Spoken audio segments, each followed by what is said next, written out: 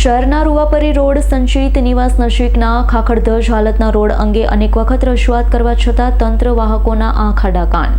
ભાવનગર શહેરના રૂવાપરી રોડ સંચિત નિવાસથી alpha floor મિલ સુધીના બિસ્માર રસ્તાના કારણે આ વિસ્તારના રહીશ અને વાહન ચાલકો ભારે પરેશાની અનુભવ કરી રહ્યા છે। આ વિસ્તારનો મેઇન રોડ લાંબા સમયથી તદ્દન ખખડધજ હાલતમાં છે। ખાડા ખડિયા વાળો આ રોડ તૂટેલી હાલતમાં છે। છાસવાળા રોડ પર નાના મોટા વાહન અકસ્માતના બનાવો બની રહ્યા છે।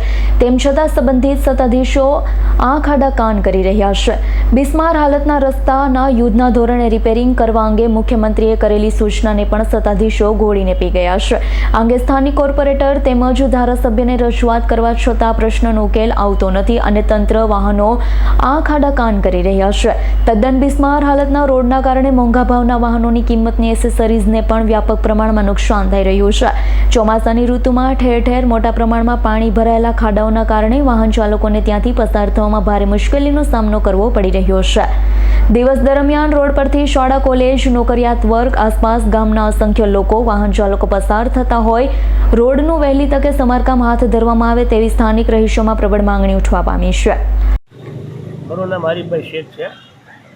હું આ વિસ્તારનો રહીશ છું અને એક સામાજિક કાર્યકર છું।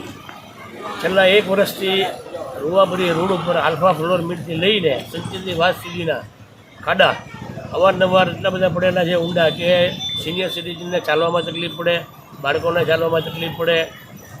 તેમજ અવારનવાર રજૂઆત કરવા છતાં પણ આ જે બીજેપીના શાસકો છે ધ્યાન નથી આપતા અને અવારનવાર કોર્પોરેટરોને પણ રજૂઆત કરેલી છે, ધારાસભ્યોને પણ રજૂઆત કરેલી છે। તે છતાં પણ આપણે રજૂઆત કરીએ તો કે ભાઈ આરસીસીનો રોડ મંજૂર થયેલો છે, આની નીચે આરસીસીનો રોડ ઓલરેડી કમ્પ્લીટ જ છે, આને તોડીને નવો શું કામ બનાવવો જોઈએ? આને આ રોડ પર ખાલી ડામર પાથરી દે કામ ચલાવ તો પણ ચાલે। તો આ બધી જે હાલાકી છે પબ્લિકની, જનતાની છે, એ હાલાકી આપણે દૂર કરવા માટે ખાસ કરીને મહાનગર નગરપાલિકાના બંને વોર્ડના વિસ્તારના કરચલિયાપરા વોર્ડ વિસ્તાર તેમજ ઉત્તર કસ્તરનગર વોર્ડ નંબર 5ના બધા કોર્પોરેટરોને મારી નમ્ર વિનંતી છે કે આને તાત્કાલિક રિપેર કરાવે અને તાત્કાલિક આની પર ડામર પથરાવી અને જે જનતાને હાલાકી પડે છે એ હાલાકી દૂર કરવા મારી નમ્ર વિનંતી છે।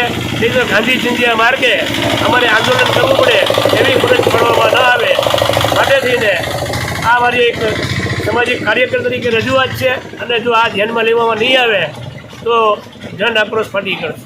જય હિન્દ, જય ભારત। ઇરફાન સોલંકીનો રિપોર્ટ, S9 ન્યૂઝ, ભાવનગર। અમારી તમામ માહિતીથી અપડેટ રહેવા માટે જોડાયેલા રહો S9 ન્યૂઝ સાથે।